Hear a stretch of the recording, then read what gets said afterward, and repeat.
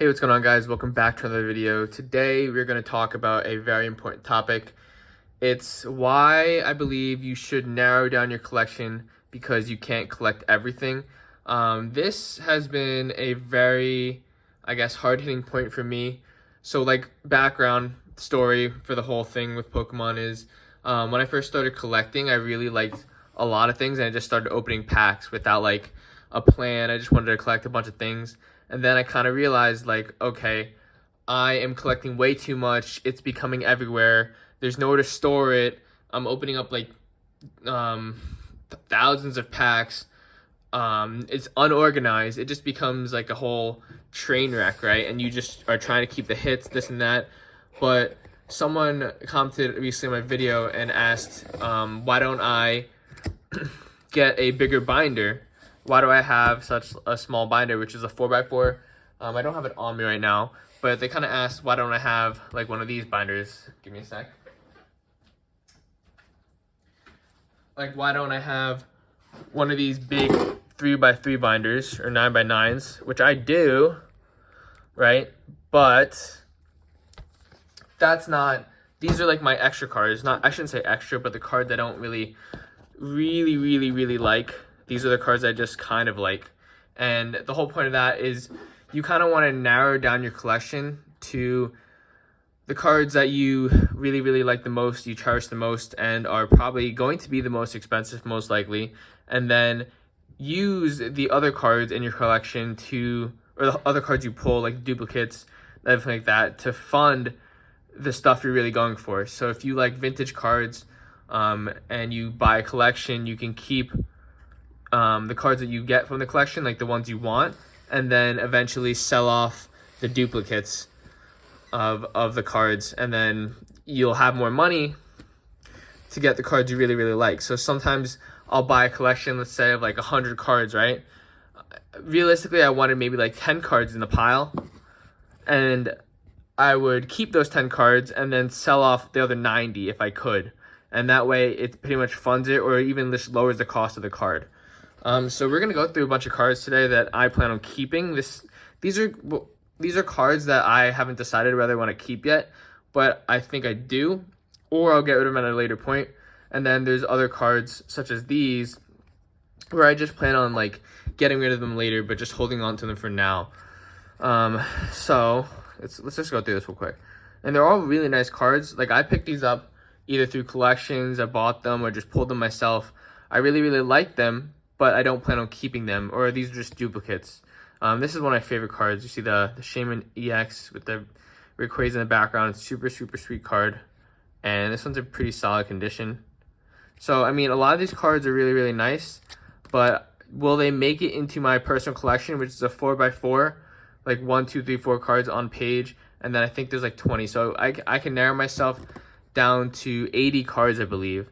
And again, when I first started collecting Pokemon, there was base set 2, jungle, fossil, gym leaders, gym challenge, right? There's so many cards, and the more you dive into it, you're gonna realize there's so many cards in existence, and there are actually a lot of really nice cards that you just cannot collect all of them, and that's the sad reality of it. You're gonna explore sites such as price charting, Pokedata.io that I use a lot. Different apps such as a collector TCG app, different collector apps, and you're going to realize the more you look at sets, the more you realize there's so many cards that you want, but they're really expensive, or they're too old now, and then you're too late to the game, which you're never really too late, but you're kind of too late to the game to buy them at a really good price. So you kind of have to just continue along the process and start buying cards when they're cheap, and then hopefully they go up later on, or hopefully just buy the cards you want out of a set. So for Obsidian Flames, right, you want the Charizards, then just buy the Charizards, and then or you can buy the Chargers, just buy a booster box. The reason why I bought a booster box over just buying the cards outright is because everybody said it's super easy to buy a booster box and pull 2 or 3 Charizards from it. So I was okay, I'm gonna just try my luck here and buy a booster box, but clearly that did not work out. Clearly that was an epic fail. I didn't get the cards that I wanted, so I just went ahead and had to buy the cards, which I eventually bought the Charizard and the other one and just called it a day because I'm not going to waste time pulling it anymore. And I already, ooh, wait, is that a double? Is that a double, like, Holo Foil? That's pretty cool. A swirl. It's like a Holo Bleed, too. This one's really cool, actually. It's Lugia. It does. It's a Holo Bleed. Sweet. Is this one in good condition? I want to keep this one. Lightly played. It's not bad, though. But yeah, so these are the cards that I kind of just like, but I don't really love, per se. Some of them are really expensive, but I don't know if I want to put them in my only 80 spot binder. Like, I have 80 slots for all the cards that I really, really like. And again, I can tell that later on there's going to be more cards that I like. So every single time that there's another card that I like, I have to make room for it. And it's actually good because it limits the cards that, you really, really want and are willing to pay for. And then you can either keep the extra, like this, like these cards, like I like them a lot, but like you can keep the extra or just sell them and like really just try and get the best cards that you really want. So what I would recommend, is that a swirl? That's crazy. What I'd recommend is whenever you see a set come out, make a plan, figure out the cards that you want. If you want to buy a booster box, there's nothing wrong with that. Buy a booster box, then I recommend just selling off the ones that you don't want and then eventually buying the cards that you do want, or just trading for your cards, or just if you pull it, then everything else on top, that's just profit. Or you can just buy the card outright if you think that you're very unlucky like me.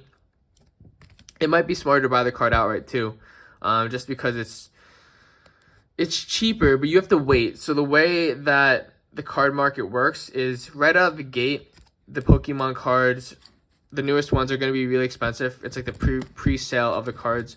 They're going to be at its highest. And then you have to find a sweet point.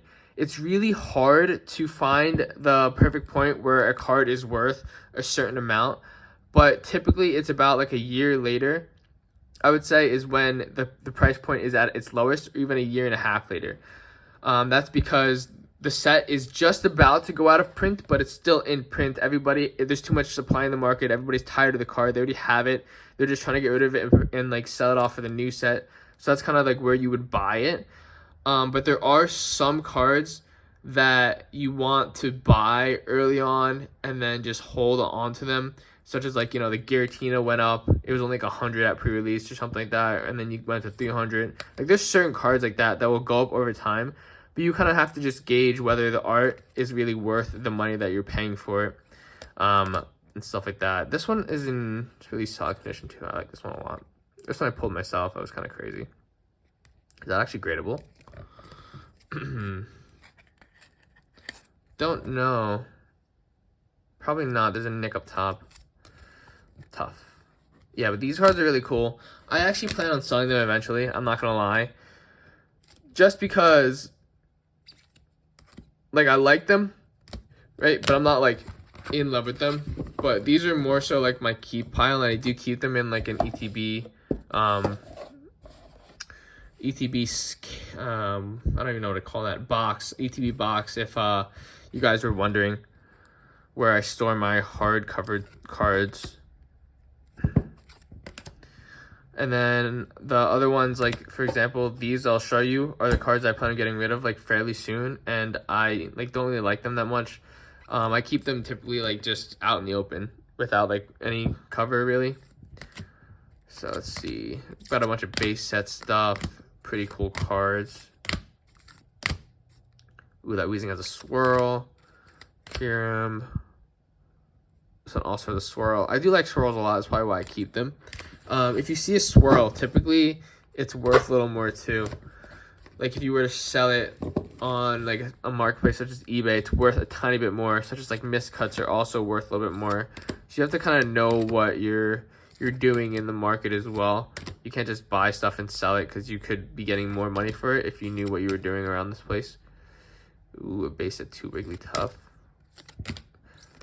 Okay, so that's pretty much. Oh, wow, what's this card? A Lugia, I didn't even know I had that. That's cool. Alright, so that's pretty much all the cards that I, like, enjoy, that I have right now. Will I keep them? I'm not sure. They didn't make the cut of my favorite cards, even though some of them are more expensive than the ones in my binder. But this is the stack that I plan on just getting rid of because I have so many duplicates, or like they're not that good. I mean, they're pretty decent, but like this is like, I guess, a little low end stuff. And if I were to trade in like all of these for like one big card, like I'd probably do it realistically, just because again, you can't collect them all. That's kind of the name of the game. Like if you were looking for master sets and have unlimited money and everything like that, okay, then you can like collect them all. But for the average individual, we don't have that much money. Our funds are so limited, and you know, we have to pick and choose the stuff we like. So I'd recommend, maybe you could probably get one of those 3x3 binders if you really want. But if you're like, you know, not a budget collector, but if you kind of want to narrow down your collection, I'd recommend like a 4x4 binder, and then just really just choosing the stuff you really like and using all the extras and duplicates and just selling them along the way, and getting money for them, and then just kind of reinvesting into what you really, really want. It's actually really nice to find out the business side of things, how much stuff are really worth, and you'll kind of learn a lot about it, and like what to do in the market as well. It's kind of like a whole learning process. But yeah, that's what I'd recommend. You got to really narrow down your cards that you really want, and you know, make a plan, execute the plan, and then at the end of the day, you'll be super happy with the cards you want. Like my binder, I don't have it on me, but my binder, like, to me is like, you know, everything I worked for, everything, like all the memories behind it are really, really cool. So like at the end of the day, when you look at it, you'll be like, I did that. That is just amazing. And then the rest of these cards you don't really hold a tie to. Like a lot of these cards I totally forgot I had because they're not in like my one binder that I look at all the time, you know. So these, you can, like, if they don't mean too much to you, you can just get rid of them, sell them back, and then buy something maybe a little more expensive, or like some card that you really, really want that you can hold on to like forever, you know what I mean? And that's how you do it. That's what I recommend. Let me know your guys' thoughts. If you guys want to see other videos, please drop some comments and give me some suggestions, because honestly, thinking of ideas is actually like a really difficult thing, especially in the Pokemon. Like I could just keep opening cards, right? But I don't know how many people really want to see that very often. I feel like just sitting down and talking about certain things in the Pokemon world, or just how to like afford things, this and that, or like what I do, my experiences will probably help you guys out more rather than just opening cards. But I don't know how you guys feel about that. You let me know in the comments below. Anyways, hope you guys enjoyed. I'll see you guys in the next one. Peace.